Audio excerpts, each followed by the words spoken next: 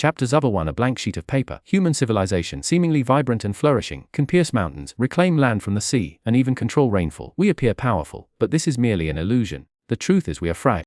Le Qiu took a sip of his drink, speaking slowly to Zhao Hoshing seated opposite him.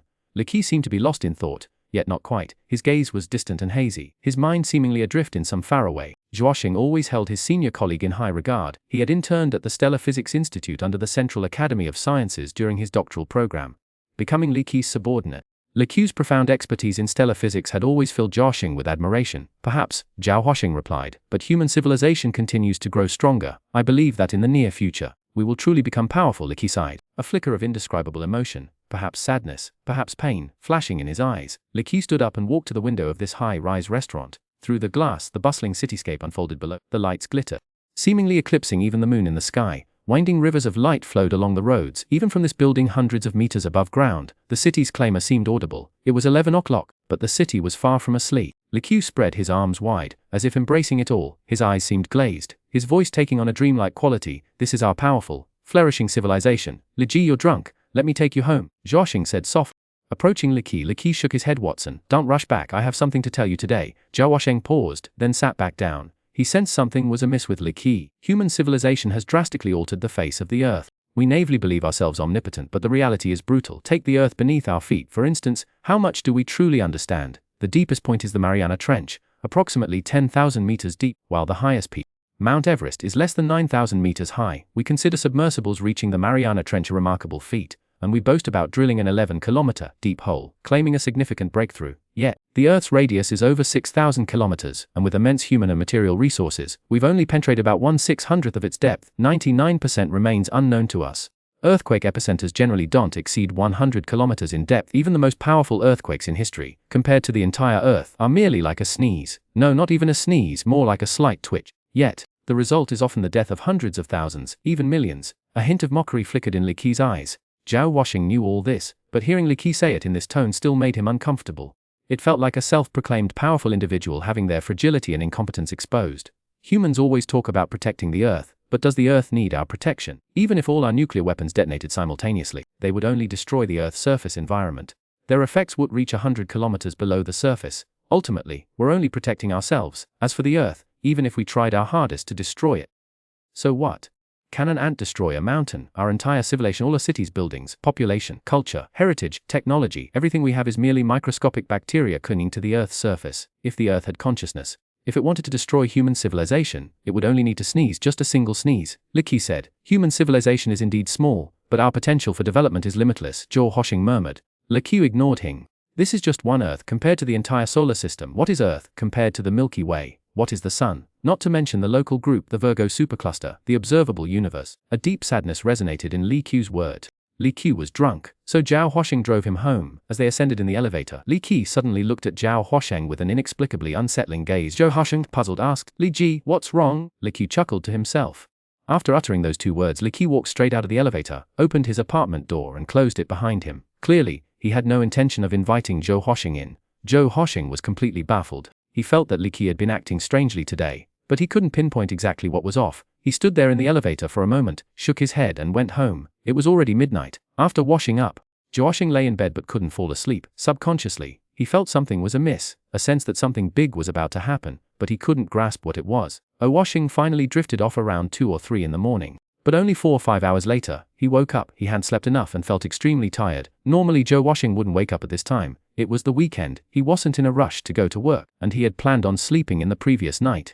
Zhao Hoshing woke up frozen. Ironically, it was July or August, the height of summer. The sun would rise before 5, showering its warmth on the small planet. Reheating the air cooled overnight until it became scorching. But today seemed different. Zhao Hoshing threw on his robe and went to the window. The weather was clear, not a cloud in the sky, and a large sun hung above, yet it seemed dim. The sky wasn't its usual vibrant blue, but a muted, oppressive blue-gray.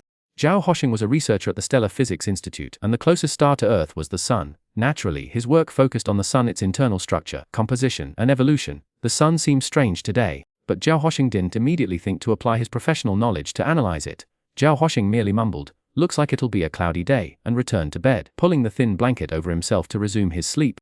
But a sharp knock broke the morning's quiet. Zhao Hoshing had no choice but to get up, dress, wash his face and go to the door. Opening it, he found a stern-looking, middle-aged man in a black suit, holding out his credentials. I'm a level 1 investigator with the Alliance Security Department. You can call me Meng Zhuo, the man said coldly. We need your cooperation in an investigation. Please come with me. The ASD me. Zhuoxing was utterly bewildered. He racked his brain. Apart from stealing a classmate's lollipop as a child, he couldn't think of anything he'd done wrong. What's this about? Just come with me, you'll find out then, Meng Zhu replied. Still cold, fine. Xuanhuan said after a moment's thought. Half an hour later, he found himself in a spacious conference room. To his surprise, he saw many familiar faces, colleagues, superiors, and others he didn't recognize but seemed strangely familiar. After a moment's reflection, he realized he often saw them on television. Xuanhuan was seated in an empty chair for some reason. Everyone in the room looked grave, not a single smile on any face. Moreover, after Xuanhuan entered, including the big names he frequently saw on television, everyone was looking at him with an inexplicable expression. May I ask what's going on? Xuanhuan asked. This is the only relic left to you by Director Li Qi. Meng Zhu placed a safe in front of Xuanhuan. After opening it, Xuanhuan saw a sheet of white paper lying quietly inside. Xuanhuan didn't rush to look at the paper, but asked in astonishment, a relic left to me by Brother Li? Yes, Meng Zhu nodded. Director Li Qi died late last. The preliminary investigation concluded it was suicide. At the suicide scene we found this safe, this sheet of paper, and this note. It says I'm gone. Please be sure to give this sheet of paper to Xuanhuan. He will answer all your questions. Before Xuanhuan could figure out what was going on, an elderly man, a frequent face on television, knocked on the table and fixed his stern gaze on Xuanhuan. So, can you tell us what's wrong with the sun? Chapter 1002. The elderly man was the supreme leader of the Human Alliance. The few people accompanying him were also influential figures in the Human Alliance. Upon seeing these people, Xuanhuan vaguely anticipated something big had happened, but it all came too suddenly. In fact, even now, he hadn't quite calmed down. Li Qi was death, but before his death, he left behind a sheet of white paper. A meeting of almost the highest level, attended by the Supreme Leader, was currently underway, and the Supreme Leader was asking him about the sun. Sorry, Xuanhuan muttered, slapping himself hard on the head a few times. He then sat down, closed his eyes, and remained silent for a while, digesting the information he'd just received. Before finally managing to compose himself, can you tell me what's going on? What exactly happened? The elder gestured to Meng Zhuo, who said around 3 a.m. tonight, solar observation telescopes deployed in the Western Hemisphere, 15 solar observation satellites in Earth orbit, and observation satellites deployed at the Lagrange points and in solar orbit simultaneously reported a message to the Crisis Prevention Department. All messages were identical. The intensity of solar radiation had decreased by 10% in a matter of minutes, and was continuing to fall rapidly. Upon receiving this message, the Crisis Prevention Department immediately reported it to the head of state's office and contacted Director Li Qi of your Stellar Physics Institute. After discovering that Director Li Qi was unreachable, our United Security Department became involved and came directly to Director Li Qi's residence. After knocking without a response, we forcibly opened the door to Director Li Qi's residence. We found that Director Li Qi was dead. We discovered evidence of a fire at the scene, but strangely it seemed to be a controlled fire confined to Director Li Qi's bedroom. Director Li Qi's remains were severely damaged. The autopsy showed that he died in the fire. The fire scene was in disarray, but this safe was perfectly preserved. We believe Director Li Qi intentionally preserved it for you, to convey a message. Our investigation revealed that Director Li Qi was behaving normally in the days leading up to his death. Director Li Qi, who never drank alcohol, met you for drinks at the Century Building's top-floor restaurant and spoke with you for at least an hour. Reviewing Director Li Qi's past research records, we concluded that he knew about the impending solar cataclysm at least a year ago, but for some reason, he never publicly released these research findings. Oh, and one more thing, Director Li Qi's time of death. The autopsy shows that he died exactly 1 hour before the solar event. Therefore, we know that Director Li Qi knew about the impending solar changes long ago, and he also knew the cause. He knew everything, but he said nothing. Before he had a conversation with you, leaving behind a blank sheet of paper and a dying message saying you could answer all our questions. So, Xuanhuan, can you tell me what happened? Meng Zhuo's tone remained even, without a flicker of emotion. But these words stirred a tempest in Xuanhuan's mind. His thoughts ground to a halt, yet Meng Zhuo's words continued to pierce his brain like bullets. No, impossible. How could the solar radiation level suddenly decrease by 10%? This isn't right. If the solar radiation level decreases, it won't be able to withstand its own immense pressure. It would shrink, increasing its density to raise its core temperature and thus restore the radiation level. It's a dynamic equilibrium. It's con. Xuanhuan muttered. The elder gestured again to Meng Zhuo, who took a stack of documents and placed them in front of Xuanhuan. These are diagrams showing changes in solar radiation levels, preliminary observational data from various observation satellites, and some preliminary analytical conclusions. Xuanhuan was familiar with this kind of information, so he immediately understood what was depicted. All detection equipment clearly indicates one conclusion: the solar radiation level has decreased, but the sun's mass, volume, and density have not changed significantly. Do you know what a 10% decrease in solar radiation levels mean? It means the entire Earth will enter the most severe ice age in history. The equator will become temperate, and the temperate zones will become frigid. The Antarctic ice sheet will even join South America. The Greenland ice sheet will reach the Asian continent, and most of the Earth will become uninhabitable. Food production will drastically decrease. Tens or hundreds of millions of people will starve to death if the solar radiation level continues to decline. Human civilization will completely collapse. We might even regress to being primitive people. Today is the first day of the decrease in solar radiation levels, because of atmospheric circulation and the ocean's insulation. We haven't yet noticed any significant changes. At most, we might feel a bit colder, but if we can't find a way to increase the solar radiation level, the temperature will continue to slowly drop until it becomes unbearable. So, Zhao Huoshil me.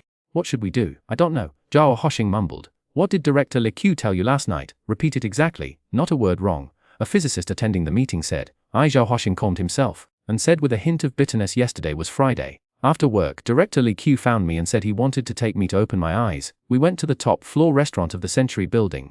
Director Li Qiu told me to sit down and then ordered food and drinks. He asked me how I was doing recently and if I had any thoughts. After talking for a while, Director Li Qiu shifted the topic to how insignificant human civilization is. A clerk diligently recorded Zhao Huoshing's words. Throughout Zhao Huoshing's recollection, the clerk remained silent, meticulously documenting everything. After Zhao Huoshing finished, the clerk reviewed the notes and asked, on your way to the underground parking garage with Director Li Qiu, did Director Li Qiu say the weather is nice today, or it's quite cool today? Zhao Huoshing paused in thought, then said, he said, the weather is nice today. On the way to the Century building in Director Li Qiu's car, how many times did he complain about the traffic? 3 times. Zhao Huoshing replied after a moment of reflection. Zhao Huoshing possessed an exceptional memory. He even won a memory competition. This was precisely why he could recall every detail of the previous night. Before Director Li Qiu went home and closed the door, are you certain he didn't say anything like, come in and sit for a while? Zhao Huoshing answered, good, this is the complete record of your conversation. Please review it for any omissions. The clerk said. Zhao Huoshing took the pages of notes, quickly scanned them, and said, there are no omissions. If you remember anything else, be sure to report it to Meng Zhuo immediately. Meng Zhuo, you'll be assisting Huoshing for the time being, the elder instructed. Yes. Meng Zhuo uttered a single word. At that moment, a knock sounded on the conference room door. After receiving permission, a person dressed as secretary wearing gold-rimmed glasses entered. Chief, the paper test results are in. It's just a normal A4 sheet of paper. It hasn't been processed by any technical means since its production, and there are no hidden agents on it. The cryptography exp haven't obtained any valuable information from the paper fiber distribution, indentations, or other details. The paper was produced 3 months ago and purchased from a regular office supplies store. It was manufactured by a company called Flying Forestry Company, using fast-growing poplar trees that were 3 years and 152 days old. A total of 6 tons of paper were produced in that batch. 5 tons have entered the market, and the remaining ton has been sealed. Of the 5 tons that entered the market, 5 tons have been recovered. We've dispatched personnel to the residences and waste transfer centers of the remaining purchasers to recover the 0.70 people came into contact with this batch of paper, and background checks are underway for all of them. So far, we haven't found anything valuable. The organizational psychology expert group will immediately conduct a psychological investigation of Li Qiu. Assemble experts from all fields to immediately analyze and research all of Li Qiu's research materials and all the items he came into contact with. I want to know the reason for Li Qiu's suicide in the shortest possible time. Why did Li Qiu foresee this disaster and refuse to issue an early warning? Why did he choose to commit suicide before the disaster finally occurred? Why did he leave Zhao Huoshing a blank piece of paper? Also, how did Li Qiu predict this disaster? What unique research did Li Qiu conduct on the current solar changes? And most importantly, did Li Qiu have a way to resolve this crisis? And if so, what is the solution? Simultaneously, immediately convene relevant scientists across the entire alliance to analyze the solar changes. The elder issued one irrefutable order after another in a flat tone. After saying all this, the elder rubbed his temples slightly warily, glanced at Zhao Huoshing. From today onwards, to a certain extent, the fate of humanity rests in your hands. Chapter 03 Solar Crisis Coordination Center. We human civilization is facing the most serious challenge in history. The elder stood up, looked around at everyone in the conference room, and his voice was somewhat heavy. Human civilization is far from mature. We haven't even landed on Mars yet. I understand how insignificant human civilization is, and how ridiculous and difficult it is to rely on its power to change the sun. But we have no choice. We must rise to the challenge. If we overcome this crisis, human civilization will continue. If we fail, we will perish. It's that simple, the elder said. Thankfully, our technology has advanced, and while the task is difficult, it is not without hope. I order that, from this moment, the human alliance enters a state of emergency. We will mobilize every resource at our disposal to face this crisis. All scientists, workers, businessmen, every segment of society must unite. Only then do we have a chance of winning. Dismiss. Watson, Montrose, you two stay, the elder said. People dispersed one after another, leaving only Zhao Huoshing and Montrose in the vast conference room. I've reviewed your file. The elder glanced at Zhao Huoshing. From elementary school to your entry into the Stellar Physics Institute, you've consistently demonstrated extraordinary talent. Zhao Huoshing had felt fine while surrounded by people, but now, facing the elder alone, he felt immense pressure. This elder was the supreme head of the human alliance, a figure Zhao Huoshing never had the opportunity to meet. Faced where Huoshing didn't know what to say. You need be so modest. You are indeed intelligent and studious, the elder said slowly, but within the context of all of humanity. Your intelligence and diligence remain within the normal range. You haven't displayed any godlike abilities. Even in the scientific community, and even within the Stellar Physics Institute, your qualifications aren't top tier. You're upper echelon. Many people are smarter than you. Many are more diligent. So Hushing, I'm curious. Why did Director Li Qi choose you at the last moment to shoulder this most arduous task? Can you tell me why? I don't know. Zhao Hushing pondered for a moment. Because the reality was as the elder described. While the words were harsh and unflattering, they were entirely true. Alice, the old man sighed, rising to his feet and walking to the window. Through the floor-to-ceiling window, he gazed down at the sprawling city below, leaving Zhao Hushing and Meng Zhu with only his slightly stooped but still broad back. Hushing, to be frank, I have no confidence in overcoming this crisis, the old man said. The sun's mass is over 1,000,000 times that of the earth. We are already so powerless against a tiny earth, let alone the sun. But as you know, these words cannot be spoken in public. All I can do is to divert as many resources as possible to this endeavor, allowing scientists and engineers to represent all of humanity in the pursuit of that faint glimmer of hope. To tell you the truth, when I first received the news, I almost despaired, but fortunately, I immediately received another message. I learned that Director Li Qi had known about all this for some time, that he had left his only relic to you, and that you could answer all our questions. I've had contact with Li Qi and know what kind of person he was. Since Li Qi said you could answer all our questions, you must be able to do so. In this event, if my confidence in the technology of our human civilization is 1%, then my confidence in Li Qi is at least 20%. So, now I place that 20% of hope on you. The old man turned, fixing his serious gaze on Zhao Hushing. I know you're confused now. You don't understand what's going on, but since Li Qi did this, he must have had his reasons. Li Qi believes you, and so do I, Hushing. I will provide you with all the resources you need, if you deem it necessary. If you believe it will help you understand Li Qi's meaning, even if you need to go to the moon, I will make it happen. The old man walked over and patted Li Qi's shoulder, saying softly, tell Meng Zhu about anything you need, he will take care of everything. That's all, Hushing. Remember, the fate of humanity rests in your hands. The old man turned and left, leaving only Zhao Hushing and Meng Zhu in the conference room. Zhao Hushing leaned back in his seat, covering his face with his hands, his mind a whirlwind of confusion. Why me? Why me, Brother Li? Why did you choose me in the end? From now on, for the sake of understanding and communication, I will refer to you as number 1, Meng Zhu said coldly. You can call me number 2. Zhao Hushing managed a weak smile. That's too much trouble. I'd rather just call you by your name. All right. Montroc remained imda. Please instruct on the next course of action. Let's go home. Let me rest. Zhao Hushing struggled to his feet and walked towards the conference room door. Montroc was still driving. Zhao Hushing sat in the passenger seat. His thoughts miles away. He even felt the world around him was unreal. The flow of people, the endless lines of cars, the towering buildings, even the slightly dim sun hanging in the sky, all seemed strangely artificial. How could this question echoed relentlessly in Zhao Hushing's mind. Since its birth from primordial interstellar gas, the sun has burned steadily for over 4 billion years. Compared to this timescale, the 5,000 years of recorded human civilization is but a fleeting moment. Yet within this blink of an eye, the sun underwent a dramatic change, and it was precisely within this fleeting moment that human civilization developed and acquired some preliminary interstellar exploration capabilities.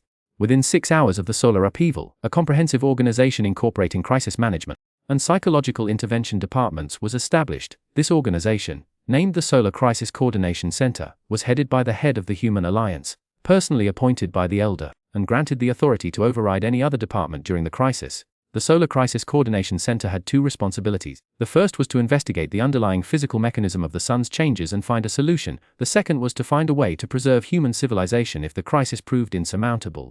The events between Li Qi and Zhao Hushing were not made public. Only the top scientists who attended the morning meeting and a few high-ranking officials of the Human Alliance knew about it. As the Elder said, I place my greatest hope in you, and I give you the greatest authority and resources, but these things cannot be discussed publicly. Hushing understood this. The first day of the weekend passed in this bizarre atmosphere. Zhao Hushing stayed home all day. He simply sat motionless in his chair. Montroc stood beside him, like a statue. In just one day, Zhao Hushing had become deeply haggard. It wasn't until evening that he sighed, his voice so hoarse he barely recognized it, and said, go sleep in the guest room. After settling Meng Zhou, Zhao Hushing also fell into a deep sleep, but even in his dreams, his mind remained restless. He kept dreaming of countless people crying, tall buildings collapsing, of the earth covered in ice and snow, of countless people dying horribly. Sometimes he would dream of Li Qi and of Li Qi's last words before going home, goodbye. Zhao Hushing knew that, from this day forward, his fate had undergone a radical change, a change that began the moment Li Qi invited him for a drink, the moment Li Qi left him his only remaining possession. Dawn broke. Despite being extremely tired, Zhao Hushing woke up early. This was the second day after the solar crisis began as he expected. The temperature was even lower than yesterday, and the sun was even dimmer. This forced Zhao Hushing to unearth long-sleeved shirts and trousers he had long since stored away. Donning autumn clothes in the height of summer, the temperature would continue to fall, inexorably despite water's high specific heat capacity. Despite the fact that over 70% of the Earth's surface is ocean, despite the Earth's thick atmosphere retaining heat, it wasn't. When the root cause of something changes, all the other factors, however numerous, can only slow down the process. In this solar crisis, the decreased level of solar radiation was the root cause. Chapter Wows and Force Shelter. In the slightly chilly morning breeze, Xuanhuan wrapped his coat tighter around him and sat in the passenger seat of the car. That morning there was another high-level meeting, even more significant than yesterday's. Not only would the highest-ranking leaders of the Alliance be present, but also leaders from various departments and fields and relevant scientists. It was a meeting to discuss how human society should respond to the solar crisis. Due to his unique position, Xuanhuan, as an ordinary researcher, was also invited to. This was why he had woken up so early today. Mengju was a skilled driver. Under Mengju's control, Xuanhuan momentarily felt that his ordinary car had somehow been upgraded to a luxury vehicle. But this illusion didn't last long, or rather, Xuanhuan's attention didn't linger on it. Mengju was a silent and rational man. Since Mengju didn't speak, neither did Xuanhuan. Xuanhuan simply focused his gaze outside the car window. The bustling city was usual. The impact of the strange temperature fluctuations hadn't yet spread to the ordinary world. The people Xuanhuan saw were still rushing about as before. Street vendors were still hawking their wares, and office workers were still crowding together waiting for the bus. The sun was dim, but no one paid it any attention. A strange thought occurred to Xuanhuan. The entire vast human society was like a sluggish, slow-feeling behemoth. Its response to external stimuli was always slow. By the time it truly felt the harm this change brought to itself, it was often too late to salvage the situation. Fortunately, however, humanity had the powerful tool of science. If we were still in a primitive era, we probably would have known what happened until our extinction. The thought was strange, so Xuanhuan dismissed it the next moment. Mengju sent Xuanhuan to the conference room door and waited outside. The meeting was about to begin. First, let's hear from the research department, said the meeting chair. The research department representative was a highly respected stellar physicist. Originally, the representative should have been Li Qi, but Li Qi was gone. In our observations and research during this period, we have not found any possible cause for the decrease in solar radiation levels, the scientist said. It's frustrating, but we have to say it. The only thing we can tell everyone is that the sun's radiation level continues to decrease. In the past 24 hours it has decreased by another 0.3%. We don't know how low it will go, how long it will last, or whether the solar radiation level will ever return to normal in the future. We don't know anything. We can only advise everyone to prepare for the worst, the scientist said. What does prepare for the worst mean? Asked the elderly leader of the Alliance. Then answered, the sun is completely extinguishing. Tell me the consequences of this situation, and the probability of it occurring, the leader said. I'm sorry, we cannot estimate the probability of this happening, we know nothing. The scientist replied. As for the consequences, do you know Pluto? If the sun goes out, the Earth will become much like Pluto. At that time the surface temperature will drop to over -200 degrees Celsius, all liquids will sigh, and all the gases that make up the atmosphere will freeze due to the extreme low temperature and fall to the surface. The Earth will lose all its protective layers, and various types of interstellar radiation and asteroids will freely bombard the Earth. A buzz filled the conference room. The meeting chair asked, so, what are your research department's recommendations? If possible, the scientist hesitated, then continued, build a large number of shelters in the tropics, and gather all the people in high latitude and temperate regions to the tropics. The insulating effect of the ocean and atmosphere is limited after all. The frigid and temperate zones will soon become unsuitable for human survival.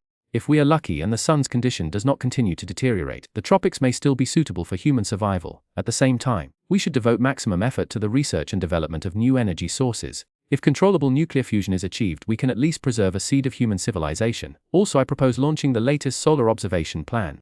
Launching the largest number of the most advanced solar probes to the sun in the shortest possible time. If necessary, we must also conduct manned observation missions. After all, only by figuring out what's wrong with the sun can we find a way to save it. The leader turned his gaze to the representatives of the industrial and social sectors. What are your opinions?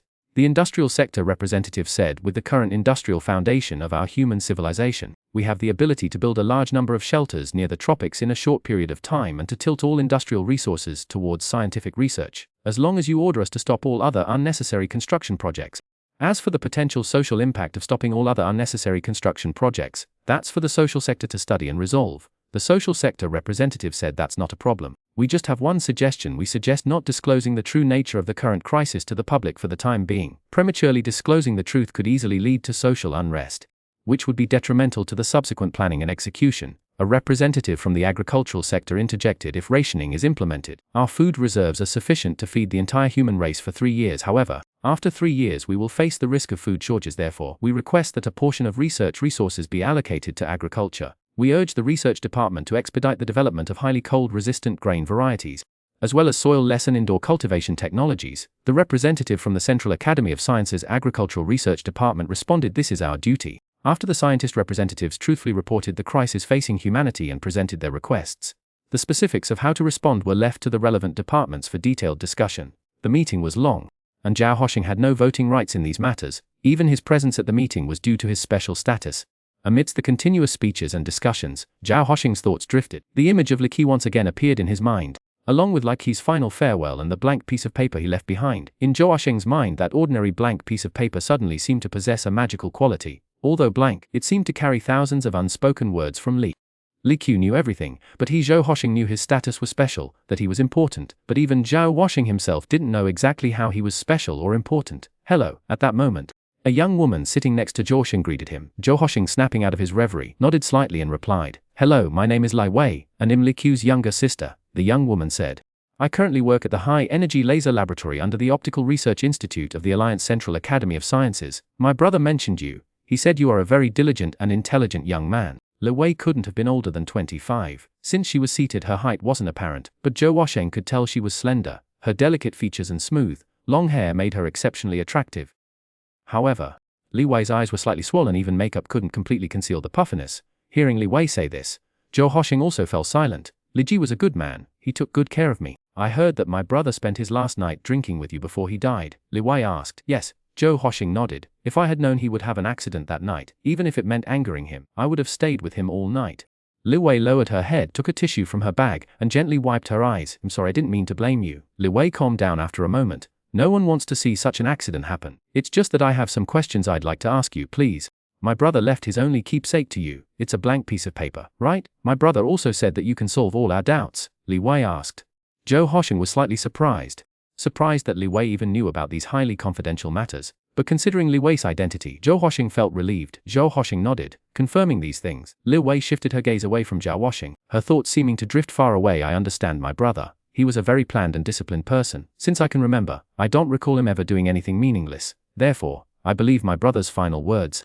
He must have his reasons for doing this. I have a feeling that in this solar crisis, all our human efforts will fail. The ultimate hope, as my brother said, rests on you. Chapter 1005 Mental Model. Hearing Li Wei say this, Zhao Hoshing felt a little embarrassed. I'm willing to dedicate everything for humanity's cause, but I still don't know what's so special about me, and I don't know why your brother left his last belongings to me. My brother's words are never wrong, Li Wei said. Taking out a pen and paper from her bag, she wrote down a string of numbers on the paper and handed it to Zhao Hoshing. This is my contact information. If you have anything you want to know from me, feel free to contact me. Okay? Zhao Hoshing took the note and nodded. The meeting finally came to an end, and Zhao Hoshing left the venue under the guidance of the staff. Zhao Hoshing knew this was an important meeting that could potentially change the fate of all humanity. But precisely because of its importance, he was not qualified to participate. This meeting was merely a general, strategic-level meeting. It would involve specific matters. After this meeting, numerous internal meetings would be held by relevant departments to determine action methods, followed by several joint meetings, but none of that concerned Zhao Hoshing. Li Qi's memorial service was in the afternoon.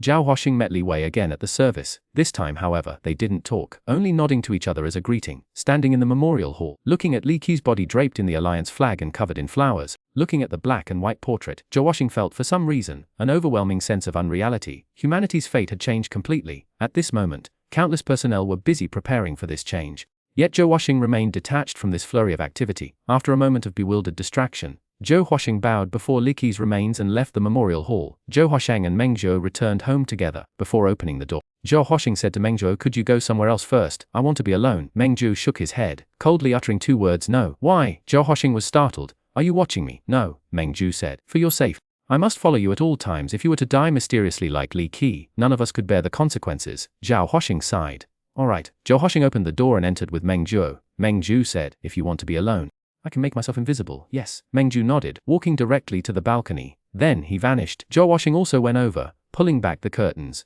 but found the balcony empty. Zhao Hoshing was startled. He looked up at the ceiling, then behind him, but Meng Zhou was nowhere to be seen. Meng Zhou seemed to have disappeared, but Zhao Hoshing knew Meng Zhou was still in his home. As for how Meng Zhou had hidden himself, Zhao wasn't particularly curious. Someone who could become a level 1 agent in the Alliance Security Department and be held in such high regard by that old man would undoubtedly possess abilities beyond the imagination of ordinary people. Zhao Hoshing didn't search for Meng Zhou. Instead, he sat on the sofa, casually pouring himself a glass of apple juice. He didn't drink it but lay down on the sofa, staring blankly at the dark television screen opposite him. Zhao Hoshing was carefully recalling every detail of his past interactions with Li, trying to find a clue, but unfortunately, his long contemplation yielded no results. So Zhao Huaxing changed his approach, shifting his focus to other aspects of the problem. Let's put aside why Director Li chose me for now. Let's consider this: why did he leave me a blank sheet of paper? What does a blank sheet of paper signify? Why does he know everything but say nothing? From a normal person's perspective, Director Li had no reason to conceal this. This is a matter of life and death for all of humanity. As a normal human being, the normal course of action would be to announce it the moment he learned of it, seeking help from the entire human alliance to solve the problem. But he did. Does this mean that it wasn't that Li was unwilling to announce this news, but rather that some unknown force prevented him from doing so, forcing him to subtly convey everything through a blank sheet of paper as an obscure metaphor? If that's the case, the reason Director Li ultimately chose me might be because the key to unlocking this obscure metaphor lies with me. But what exactly is this key? Meng Zhuo, Zhao Huaxing called out, as soon as the words left his mouth. Meng Zhu's calm and indifferent voice came in here. Zhao Huaxing turned to see Meng Zhu walking out from the balcony. Anything I can help with? Zhao Huaxing didn't bother about where Meng Zhu had been hiding, but asked directly. I remember the president once said that he would establish a special group of psychologists and scientists to analyze Director Li's psychological motives and all the traces he left behind, as well as analyzing my entire, to try to find the reason behind Director Li's actions, right? Yes, Meng Zhu nodded. Good. I request that this psychological team share intelligence with me. I need to see all their research results, conclusions, and speculations immediately. Do I have that authority? Of course you do, Meng Zhu nodded. Please wait a moment. Meng Zhu took out a device resembling a phone, pressed a few buttons, and within 20 minutes, 4 or 5 young men in the same black suits as Meng Zhu arrived at Zhao Huaxing's house. They carried some equipment, and without asking Zhao Huaxing's permission, under Meng Zhu's guidance, they went into a side room and began their work. Within half an hour, the 4 or 5 young men left as silently as they had arrived. Meng Zhu said to Zhao Huaxing, "The most advanced equipment has been installed: computers with access to the research department's intranet, 3D holographic project, voice communication devices and fax machines. From this moment on, you can contact the psychology team at any time, 20 to obtain the latest research progress data. Simultaneously, the psychology team will contact you immediately with any new developments." Oh, the first phase of research data has been faxed. You can take a look. Meng Zhou pointed to the fax machine, gesturing to Zhao, who nodded somewhat dazedly. "It'll go now. If anything comes up, just call for me." Meng, turning and leaving the room, closing the door behind him, disappearing to who knows where. Zhao Huaxing sat in his seat, taking a full 5 minutes to compose himself. Then he picked up the documents and began reading them page by page from beginning to end. The documents were extensive and diverse. The psychology team traced back to Li Qi's childhood, meticulously constructing a psychological model of Li Qi, then using this model to retroactively deduce Li Qi's behavior and comparing it to recorded instances of Li Qi's actual behavior. If the deduced behavior matched Li Qi's actual behavior, the corresponding part of Li Qi's psychological model was retained. If not, that part was considered questionable and further analysis was conducted to find the correct structural pattern. Besides the construction of Li Qi's psychological model, there was also data on the construction of Zhao Huaxing's psychological model. While Zhao Huaxing felt nothing reading Li Qi's psychological data, upon seeing the analysis of his own psychology, cold sweat gradually beaded on his back, eventually leading to a slight tremor. It felt as if he had been stripped naked, placed under a spotlight, and subject to the most thorough examination imaginable by countless people wielding various instruments. Under this scrutiny, any secret, even those hidden in the deepest recesses of his heart, would be unearthed. Simply put, this method of psychological analysis infers a person's psychological mechanisms by observing their behavior. Once these mechanisms are understood, it's used to predict their reactions to various situations. Every action can be traced back to a corresponding psychological process, the reason behind their actions. They can even predict what someone will do before the person themselves has figured it out. They even accurately predicted that Zhao Huaxing would toss and turn last night and that he would ask Meng Zhou to leave today. This is what the top psychologists can achieve with cutting-edge psychological theories and comprehensive data support. It's terrifying. Only now does Zhao Huaxing truly understand the immense power wielded by the human alliance. But it's useless, because at the end of the file it clearly stated regrettably, "Our current psychological model still cannot explain Director Li Qi's actions before his death." In other words, we still don't know why Director Li Qi did it. Chapter 1006, The Brightness of Mars. Because Li Qi's actions before his death are simply incompatible with the psychological model constructed from his past behavior. In other words, the Li Q who did these things and the Li of normal times don't seem like the same person. We don't know what caused this change because we don't have enough data. This psychological analysis method, while powerful, isn't omnipotent. Zhao Huaxing pondered silently. While it can theoretically analyze anyone thoroughly, the reality is that no individual or organization has the ability to monitor someone's every minute action, hormone levels, cerebral cortex activity, or heart rate 24/7. In other words, there can't be completely comprehensive data for modeling. The actual analysis can only rely on scattered information like a hospital checkup, a snippet of surveillance footage, or the recollections of relevant personnel, inevitably leading to errors. Even with error, this analysis method is quite terrifying. Their ability to accurately predict my sleepless night and my request for Meng Zhu to leave today demonstrates its power, but their conclusion is that they cannot evaluate Li Qi's behavior patterns. What does that mean? Zhao Huaxing shook his head and continued to pore over the documents. However, we believe one possibility is overwhelmingly likely, that is, during the period leading up to Li Qi's death, Li Qi may have been subjected to some form of external coercion.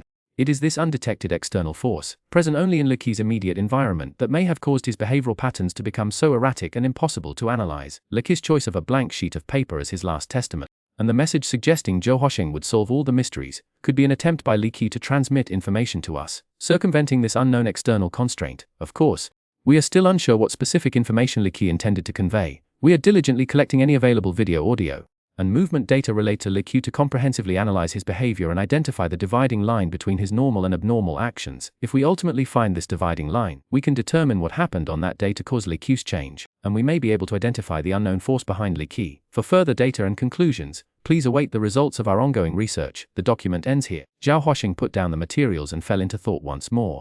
The psychology team's final conclusion was essentially the same as Zhou Huaxing's own deduction. Both sides considered the possibility that some unknown force influenced Li Qi's actions. The difference lies in the fact that the psychology team's research conclusions were more rigorous and detailed. However, this only deepened Zhou Huaxing's confusion. If even the power of the government cannot uncover the truth, can I, relying solely on my own strength, unravel this momentous mystery? Zhou Huaxing pondered. But I am different from them, because the key to unlocking this mystery must be on me, although even I don't know what that key is at this moment. Zhou Huaxing thought silently. The crux of the problem lies in the key. But what is the key? This key is the reason why Li Qi ultimately chose Zhou Huaxing. After reviewing the psychological research team's materials, Zhou Huaxing then accessed the recent solar observation data from the Solar Crisis Coordination Center's subordinate research department. As a stellar physicist, Zhou Huaxing had no difficulty reviewing this data. Solar: in the past 48 hours we observed 29 minor solar flares, while in the past 24 hours we've only observed 13. The Sun is currently at the peak of its 11-year cycle. Previously, C-class flares were observed almost daily, with occasional M-class or even X-class flares. However, in recent days, even B-class flares have become less frequent. The following are real-time images taken by the Solar Atmosphere No. 1 satellite. The images clearly show that the Sun is becoming strangely calm. However, as of now, we still don't have any valuable conclusions or results. The Sun in those images remains enormous, bright and hot. But Zhou Huaxing keenly noticed some subtle reds in the images. According to stellar classification, the Sun is a yellow dwarf star. The color of a star is determined by its surface temperature. Yellow light indicates a surface temperature of around 6,000 Kelvin. Red light, on the other hand, indicates a surface temperature between 2,000 and 5,000 Kelvin. Currently, the sunlight is beginning to mix with red, meaning the Sun's surface temperature has decreased by at least 500 degrees. This is undoubtedly a significant disaster for Earth. Fortunately, Earth has its own thermal regulation system, so it hasn't yet had a major impact on humanity because of this. Human civilization has a precious window of time. However, through continuous observation we have also discovered some puzzling aspects. The most important is the issue of Mars brightness. This document states as follows: Mars brightness. A question mark arose in Zhou Huaxing's mind. Zhou Huaxing has a certain understanding of the orbital patterns of the major planets in the solar system. He knows that Mars is currently on the opposite side of the Sun. Because of this, from Earth, Mars rises and sets with the Sun. During the day, Mars is obscured by the Sun's intense light, so it's mostly invisible. It's only visible in the early morning and evening when the Sun is dim. Mars is currently on the opposite side of the Sun, so what is seen from Earth is the light reflected from the side of Mars illuminated by the Sun. Based on the observed reduction in the Sun's luminosity, Mars brightness should also decrease accordingly. However, we haven't observed this change on Mars. Zhou Huaxing knew very well what this phenomenon meant. This means the reduction in radiation intensity only occurred on the side of the Sun facing Earth, while the side facing away maintained normal radiation levels. Only this could explain the unchanged brightness of Mars. How is that possible? Zhou Huaxing immediately thought this. If that were true, we should have discovered it long ago. Not all our satellites are on the Earth-facing side. Human civilization has launched numerous interstellar probes in recent decades. These probes explore Mars, Venus, Jupiter, Saturn, and even comets and asteroids. The farthest have even left the heliosphere. To Zhou Huaxing's knowledge, probes like the Peregrine, Stardust and NGR are on the far side of the Sun. So if the Sun's far side hadn't experienced a decrease in radiation levels, the research department should have received signals long ago, rather than only now inferring this through changes in Mars brightness. But Zhou Huaxing's doubt only lasted a moment. He immediately understood. Those probes weren't dedicated solar probes. They couldn't conduct detailed observations of such a bright star. Therefore, their failure to detect changes in the Sun's luminosity is understandable. Zhou Huaxing gathered his thoughts and continued reading. After discovering this, we simultaneously scrambled to maneuver dedicated solar observation satellites to the far side of the Sun for observation and risk damaging probes by forcing some deep space probes to point their observation lenses at the Sun. Sufficiently precise data yet, but we're at least 80% certain it's true. Observations by the low-E spacescope of asteroid ADRA 7435D on the Sun's far side also confirm this. We're not entirely sure what this means, but a rough inference is that some unknown physical reaction has occurred above the Sun's atmosphere. The photosphere is suspected, blocking the path of photons emitted from the Sun's interior. Further observation, modeling, and calculations are underway. This inference is simple and blunt but logically sound. Theoretically, if the sun's composition and mass haven't changed, its radiation levels shouldn't change either, but they have. This inference reconciles the contradiction. It's not that the sun's radiation has decreased, some obstruction in the sun's atmosphere is merely blocking its radiation. But how could this be? Xuanhuan pondered silently. What kind of physical reaction could cause such a consequence? If such a physical reaction process really exists, how long would it last on the sun? And what does this have to do with the blank sheet of paper Liu left me? K2 civilization. A very obvious fact lies before Xuanhuan and all of humanity on Earth, the most basic law of conservation of mass energy. This law states that energy cannot disappear without reason. Therefore, if some kind of blocking substance appears in the sun's photosphere, then where did the blocked energy go? Perhaps that blocking substance forms a heat-absorbing layer, but the entire sun's radiative power is terrifying. What kind of heat-absorbing layer can withstand such a huge energy impact? A word flashed through Xuanhuan's mind: Dyson sphere. A Dyson sphere is a hypothetical megastructure in human civilization's speculations, designed to completely utilize the energy of a star. This hypothetical sphere can be composed of many pieces of mirrors, which completely envelop an entire star, completely absorbing the energy it radiates. The Kardashev classifies potentially existing civilizations in the universe into 3 levels: K1 and K3. A K1 civilization can utilize the energy of an entire planet. A K2 civilization the energy of an entire star. And a K3 civilization can utilize the energy of an entire galaxy. According to the Kardashev scale, a Dyson sphere is the most characteristic product of a K2 civilization. Obviously, creating a Dyson sphere allows one to utilize the energy of an entire star. And if the speculated heat-absorbing layer really exists in the sun's photosphere, could it be a type of Dyson sphere? It should be pointed out that, according to the Kardashev scale's classification standards, Earth's current human civilization is only still a long way from a Dyson sphere. If a certain civilization truly came to the sun and created a Dyson sphere around it, attempting to collect all of the sun's energy, then with humanity's KD7 level strength, there is absolutely no way to contend with a K2 civilization. If things really are this way, then this is undoubtedly the end of human civilization. Fortunately, this was merely a preliminary deduction. It was unlikely to be true. Xuanhuan. The physical world possesses certain commonalities. Even a K2 level civilization far more advanced than ours is unlikely to violate fundamental physical laws, just as the law of universal gravitation remains in use today. Even with the great advancements in relativity, if it truly were a Dyson sphere, it would necessarily have subsequent energy collection devices, yet we have not observed any such devices. The Mercury probe, Lian, had altered its trajectory and was speeding towards the far side of the sun. In about 5 days, we would receive accurate information from behind the sun. Everything would wait until then. Xuanhuan sighed and put down the document. Xuanhuan stood up and went to the window. A bright red sun hung low in the western sky. It was already evening. The air conditioning in the room was not on, so Xuanhuan, having just recovered from poring over the files, immediately fell to.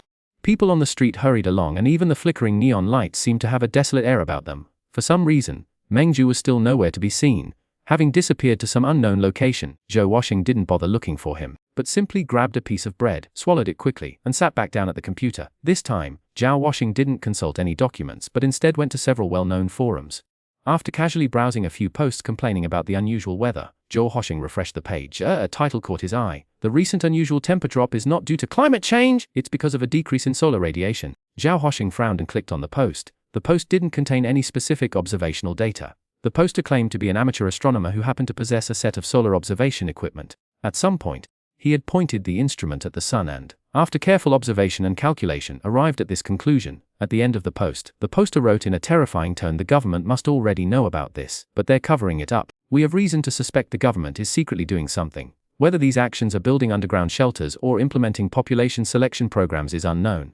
In short, the government is no longer reliable. All we can do is save ourselves, starting now. Stock up on food, water, and fuel. The end of the world is coming." The replies below ranged from skeptical to mocking. Basically, no one believed. But Xuanhuan's anxieties grew even more severe. This couldn't be kept secret for long. Simply observing changes in solar radiation intensity doesn't require incredibly advanced equipment or theories. Any seasoned amateur astronomer, if they truly spent some time observing the sun in detail, could reach the same conclusion. The government could monopolize all communication channels, but it couldn't monopolize knowledge. Xuanhuan returned to a well-known professional astronomy forum. The post there confirmed his thoughts. Here, the decrease in solar radiation intensity was essentially common knowledge. Although the participants clearly didn't have much inside information, their discussions were limited to the mechanism of this event and the underlying physical principles. They still considered this event a normal solar activity, without suspecting anything else. But if the solar radiation levels remained low, they would eventually figure it out. Then, the information would spread throughout society, originating from those with astronomical expertise. Everyone would know. This process is unstoppable, irreversible. By then, who knows how much unrest would erupt, how many people would die. He hoped the Crisis Management Center was prepared to handle the unrest. He hoped the large-scale shelters near the equator could be completed before the chaos spiraled out of control. Zhao Hoshing sighed deeply and shut down his computer. It was 8 or 9 o'clock. For a summer night, it was still early. But Zhao Hoshing wasn't interested in doing anything else. He washed up briefly and went to bed. Zhao Hoshing had a habit of lying in bed at night before falling asleep, reflecting on the day, integrating the information he'd received, and delving deeper into any flashes of insight he'd had now.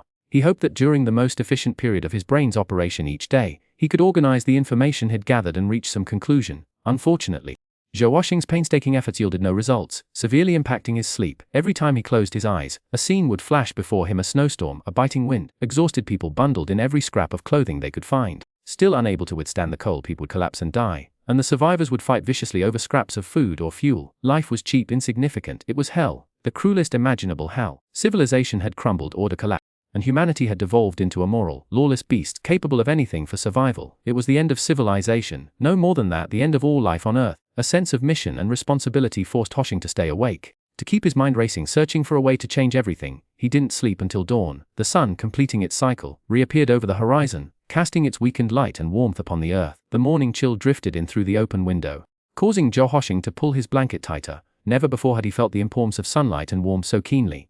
For 4 billion years, the earth had basked in the stable light and heat of the sun, so consistently that life had taken it for granted. Only now, with its waning, did Earth's inhabitants truly understand its preciousness. Because sunlight meant life. No sunlight, no life. Zhao Hoshing threw back the covers, exposing his chest to the cool morning air. He was disheveled, unshaven, pale, and gaunt, but his eyes shone with an inner strength. He got up, splashed water on his face, and didn't bother combing his hair or brushing his teeth. "Are you there?" Zhao Hoshing called out to the empty room. Meng Zhuo, impassive, expressionless, his posture ramrod straight, his clothes immaculate, emerged from the balcony. Zhao Hoshing was used to Meng Zhu's uncanny appearances. No matter when he called, Meng Zhu would instantly appear, impeccably dressed and emotionless. "Drive me to the institute. I need to find something," Zhao Hoshing said. Chapter Layer, the Solar Environment Simulator. At a little past 7 in the morning, Zhao Hoshing arrived at the Institute of Stellar Physics, a place intimately familiar to him. He had spent 3 years there. He knew many people and things here. Yet now everything seemed strangely unfamiliar. Most of his colleagues were present. As a leading institution in stellar physics research, every individual in this institute carried a heavy responsibility. Clearly they had been working straight through from yesterday. The atmosphere in the institute was heavy and oppressive. Zhao Hoshing briefly greeted a few people before taking Meng Zhu to another building. This building appeared tall, but its interior was hollow. A massive piece of machinery was installed inside, something Zhao Hoshing had personally used. It was a piece of equipment commissioned by Director Li Qi approximately 2 years prior, designed to simulate the physical processes within the sun. Since its completion, numerous research projects had achieved breakthroughs. However, one instrument within this apparatus was unique. No one except Li Qi had ever used it, nor had anyone obtained any data from it. There were rumors at the institute that Li Qi was working on a large, classified project, hence the restriction on access. Whether this was true or not remained unknown, but now Zhao Hoshing intended to verify this. He wanted to know what Li Qi had been diligently working on all this time. Perhaps it was connected to the cryptic message he had left behind. Many people were still coming and going, each appearing exceptionally busy. Zhao Hoshing knew that a vast amount of data was being generated, analyzed, and wrestled within the minds of these researchers, who were striving to find any clue within it. Had Li Qi's effects not been involved, Zhao Hoshing would likely be here now, busily trying to figure out what had happened above the sun. With a slight sigh, Zhao Hoshing arrived at the door of Li Qi's office. As he expected, several Lianan department personnel stopped him, informing him that the area was sealed off and entry was temporarily prohibited. Meng Zhou produced what appeared to be an identification document, showing it to them. The personnel exchanged debt, then silently stepped aside, entering the office. Zhao Hoshing found it less an office and more an operating room. In the center of the room sat a computer, above which a massive screen was mounted on the wall. The screen displayed an even larger hall, its perimeter lined with numerous instruments, countless cables crisscrossing the space. In the center of the hall stood a machine Zhao Hoshing didn't recognize. The machine's centerpiece was a thick pillar, upon which a ring-shaped mechanism resembling a tire was mounted. The pillar passed directly through the center of this ring. Several researchers Zhao Hoshing didn't recognize were busy working both here and in the hall shown on the screen. After a period of activity and a brief report, everyone evacuated the hall. Strange air fluctuations then appeared, even visible to the naked eye. Zhao Hoshing recognized this as the effect of vacuum pumps, the fluctuations caused by the rapid air movement disturbing the light. Why were they evacuating the air from this hall? A question arose in Zhao Hoshing's mind, but he remained silent, observing quietly. Meng Zhu stood beside him, equally speechless. No one else in the room paid them any attention, as if they were invisible.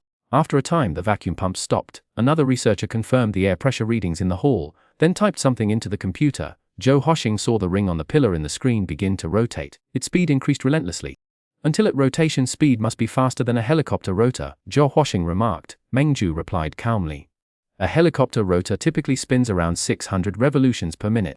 This machine is rotating at least 1,000 revolutions per second. 1,000 revolutions per second. Xuanhuan was somewhat shocked, even without much knowledge of materials science. He understood the immense centrifugal force the ring-shaped structure would endure at such a high speed. What kind of incredible strength would a material need to withstand such force and remain intact? What research project was Director Li Qiu conducting with this machine? Another question arose in Zhao Huaxing's mind. As the enormous ring began to spin rapidly, the massive screen in the control room changed. A new image appeared on the screen, and Zhao Huaxing was instantly startled upon seeing it. This image was intensely familiar to Zhao Huaxing. Over the past 3 years he had seen it countless times. The image displayed something resembling lava, its intense heat palpable even from a glance. The image was undoubtedly processed and smoothed, appearing a blend of yellowish-brown and dark red, with what seemed like gas constantly rising from its surface. At times, these gas-like formations would connect in mid to form a ring, only to be torn apart by powerful currents, then reconnect and be torn apart again in a continuous cycle. It was clearly a photograph of the sun's surface, but why was it here now? Current speed, 1,135 revolutions per second. Current temperature 5,867 Kelvin. Apollo has reached the gravitational and temperature levels of the sun's surface. A researcher operating the computer lit a cigarette, exhaled a puff of smoke and addressed Zhao Huaxing. Zhao Huaxing now understood and nodded to the scientist. Zhao Huaxing, I know about you, the scientist said. I'm a member of the scientific research department under the Crisis Coordination Center. My name is Wang Tang. I've been borrowed by Li Qi's psychological research team to help them figure out some things. And have you figured them out? Zhao Huaxing asked. Got it. Wang Tang pointed at the huge, rapidly rotating ring on the screen, and the photo of the sun's surface in the lower right corner. That's it. Director Li Qi had been researching this for a while, but what does simulating the sun's surface environment have to do with? Director Li Qi's last words. This strange device simulates the sun's surface environment. Using the centrifugal force generated by its extremely high rotation speed, it creates immense gravity inside, comparable to that on the sun's surface. Then, using the external electromagnetic heating system and magnetic field simulator, it can simulate the temperature and magnetic field of the sun's surface. With gravity, temperature, and magnetic field, plus some other fine-tuning, it can simulate at least 95% of the real sun's surface. This instrument undoubtedly has significant use of it. Scientists can measure material properties under conditions similar to the actual sun's surface, simulate solar, and even study the sun's internal structure. Its uses are indeed substantial. Before his death, Li Qiu worked alone on this instrument for over a year. It's safe to say that Li Qiu devoted all his energy to this instrument before he died. But what does this have to do with Li Qi's last words? I don't know. Wang Tang shook his head. That's for the psychology team to investigate. I'm only responsible for telling them what this instrument does and assessing what the data it produces means to a stellar physicist. Zhao Huaxing remained silent. After a moment, Zhao Huaxing asked, Can I have a copy of your assessment? Wang Tang replied decisively, Yes. I've received instructions to provide you with maximum support within my capabilities. If you need my assistance with research on the sun's surface physics, I can report to you immediately. No, necessary. I just want to know what Director Li Qiu was doing, and why he was doing it. We all want to know. After saying this, Wang Tang paused, then continued, Young man, at least half of humanity's face in your hands. Your work is very important. Zhao Huaxing gave a wry smile. This feeling wasn't good. Everyone knew Zhao Huaxing was important, and Zhao Huaxing knew he was important. But what was the reason for this importance? What was the key to unlocking all the mysteries? Zhao Huaxing came to Wang Tang's side, also looking at the fluctuating data on the computer monitor. Zhao Huaxing was familiar with this data. It was simply a collection of measurements of certain physical quantities on the sun's surface. After watching for a while, Zhao Huaxing noticed something odd. He pointed to a particular data point and asked, High precision light intensity detector. How can the precision be so high? Is such high precision even necessary? Unnecessary, Wang Tang said bluntly, but Li Qiu insisted on its installation. As for why, we don't know. Chapter Rosen 9 200 bytes. A light intensity detector is an instrument used to measure the intensity of light. Logically speaking, installing a light intensity detector on a device simulating the sun's surface is unusual. After all, the sun's luminosity is extremely strong, and changes in luminosity signify changes in various physical processes, making the presence of a light intensity detector quite necessary. However, a light intensity detector with such incredibly high precision is rather strange. Zhao Huaxing glanced at the instrument's parameters and quickly calculated the conclusion in his mind. The conclusion was that this light intensity detector could detect changes in solar luminosity equivalent to the light of a single candle. In other words, even if the sun's luminosity decreased by the equivalent of a single candle's light. What kind of concept is this? Even on Earth, 150 million kilometers from the sun, the sun's brilliance is blinding. On the sun's surface, how terrifyingly intense would the light be? And for such a terrifying luminosity, a decrease equivalent to a single candle's light could be detected. Just how powerful is this instrument? It's simply unimaginable. What baffled Zhao Huaxing even more was Li Qi's reason for installing such a powerful instrument here. What did he intend to do? Don't ask me, I don't know anything, Wang Tang said primitively, seeming to understand the question in Zhao Huaxing's eyes. Maybe the psychology research team knows what Li Qiu is up to. Perhaps, is the current change in solar radiation intensity related to changes in the luminosity of the sun's surface? before any of us knew about the solar crisis. Did Li Qiu detect this by measuring the slight changes in the sun's luminosity? What is the underlying physical mechanism, and what do these luminosity changes signify? Is anyone in the research department working on this? Zhou Hoxing asked. I've already reported the situation. Someone will soon take over the research and assess the potential physical implications of the minute changes in solar luminosity before the solar crisis, Wang Tang said. After all, such a highly precise optical detection instrument implies a great deal. However, don't get your hopes up too high. After all, this instrument only simulates the sun's surface environment, it's not the actual solar environment. So, the data obtained from it is limited. Wang Tang took another drag of his cigarette. I estimate that this won't help the physics world's research on the sun, its only use is in helping you unravel the mysteries surrounding Li Qiu. I understand, Hoxing said.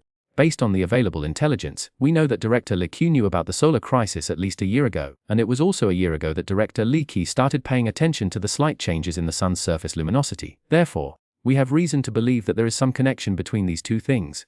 I will think about this carefully. Good. Wang Tang stood up, flicked his cigarette butt away, and patted Zhou Hoxing on the shoulder. Young man, if there's anything I can help with, feel free to come to me. Saying this, Wang Tang walked towards the door and left. After Wang Tang's figure disappeared, his words still lingered. The information you need will be faxed to you later. The person next to you has my contact information.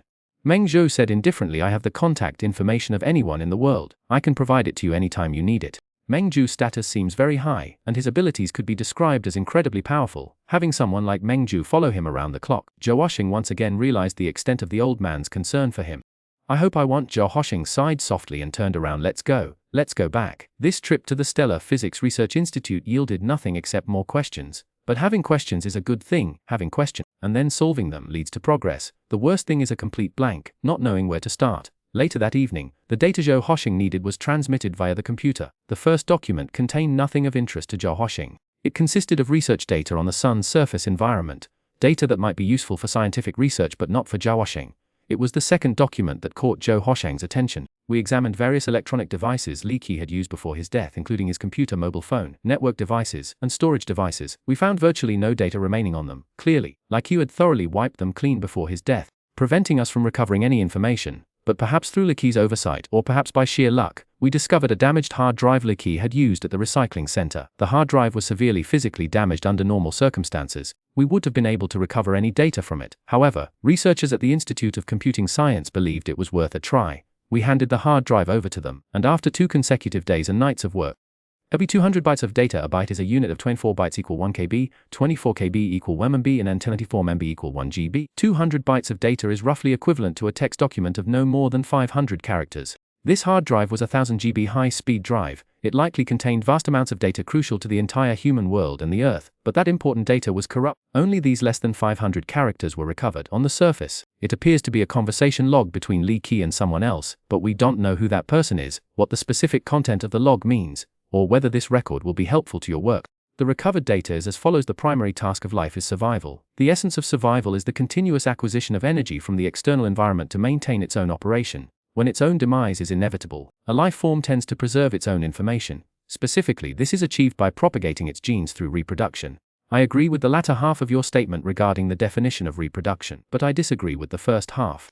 The primary task of life is survival, but the essence of survival is not to obtain energy from the outside world to maintain its operation, but to expel its own energy to the outside world to maintain its operation. Why is that? Because living organisms themselves possess extremely high energy intensity. This paragraph ends here. Perhaps it had a sequel, but that content disappeared from this world along with the damaged hard drive. Besides this record, a second record was also recovered, but this record, its contents were even more inexplicable. Can you come out? No, it's cold outside. What will happen if it's cold? It'll burst. There were only 2 records. After reviewing them, Zhou Hoxing put down the documents and returned to the window. He opened it, letting the cool summer breeze wash over him as he watched the hurried crowds below, once again lost in thought. Does a life form inherently possess extremely high energy intensity compared to other things? It's true that the energy intensity of a life form is quite high, but maintaining survival by releasing energy, humans, and other animals, do constantly lose energy. But does that relate to the essence of survival? Is there a necessary causal link between the outside being cold and being stuffed to death? Who exactly was Li Qiu talking to? What role did this mysterious person play in this incident? Zhou Hoxing felt like he was trapped in a logical loop. Every event he'd encountered since taking on this case had been bizarre, and these bizarre events seemed to be subtly interconnected. Yet, he couldn't figure out the connection between them. He knew he was missing a key, a crucial piece of the puzzle. Once he found it, everything would fall into place. All his doubts would be resolved, and judging by Li Qiu leaving him his only remaining possession, that key only he possessed. But what was it? What was it? A blank sheet of paper left specifically for him. The conversation they had while drinking together. What was the connection between them? He couldn't figure it out, no matter how hard he tried. His gaze out the window became unfocused. The veins in his hands gripping the railing bulged, and his whole body began to tremble. At that moment, he even felt a surge of resentment towards Li Qi, resenting him for placing all this burden on him, for not simply explaining everything clearly, but instead forcing him to painstakingly unravel the mystery, and even if he could solve it, he had absolutely no clue where to begin. Zhao Huaxing forcefully suppressed his rising frustration, finally calming down after a long while he didn't know when. But it had grown dark again, and the air grew even colder. Zhao Huaxing sighed, closed the window, left the room, and called out to the empty living room, "I'm going downstairs to eat, are you coming?" Meng Zhu emerged from the balcony again. Okay. Chapter under the Equatorial Project. Zhao Huaxing was a bachelor, and Meng Zhu didn't look like the type who could cook. The two went downstairs together and sat down at their usual small restaurant. Zhao Huaxing was very familiar with this small restaurant. He had been countless times before. The owner of the restaurant was a man in his 60s, he was the chef, and his wife acted as waitress and cashier. The old man was a good cook, and the food was clean, so the restaurant usually did good business, but today, for some reason, business was much slower. Even though it was dinner time, there weren't many customers. Perhaps because of the lack of business, the old man had come out of the kitchen and was sitting at another table, intently watching an old-fashioned television fixed to the wall. The news was on. A neatly dressed anchor was delivering a news report without a hint of emotion. The Equatorial Project has officially launched today. Over 2 million soldiers have been deployed to various locations along the equator. They will be responsible for the initial construction of the Equatorial Project and subsequent maintenance of order. The government has begun to implement preferential policies, and a large number of construction personnel are converging on the equatorial region. The projected number of participants in the construction project will exceed 300 million. More than 1 billion people will subsequently be involved in catering, culture, entertainment, and services. The success or failure of the Equatorial Project is related to the future of our human civilization. We have every reason to invest the greatest effort and resources into the Equatorial Project. It was foreseeable that, because of the Equatorial Project, the equatorial region would rapidly become the economic, cultural, and entertainment center of the entire Earth in the near future. We are now connected to Mr. Xuanhuan, the Chief Commander of the Equatorial Project Construction and Minister of the Human Alliance Construction Department. He will now give us a brief introduction to the progress and future plans of the Equatorial Project. Hello everyone, I'm Xuanhuan. We humans will not be confined to this small planet forever. Thanks to its advantageous geographical location, the equatorial region is destined to become the springboard for humanity's advance into space. All the resources of our human civilization will be directed towards the Equatorial Project. To date, 26 dedicated rail line, 195 air transport routes and over 36 sea transport routes have been opened, with countless supplies converging on the equator every moment. In the first phase of the project, we will construct over 5,000 residential communities and supporting facilities, calculating 2,000 people per community. The first phase will allow 100 million people to live here. Simultaneously, large-scale land reclamation is underway, and large-scale raw material factories, processing factories, energy power, food, light industry, and various other factories are under construction. This is a massive construction project related to the future of our civilization.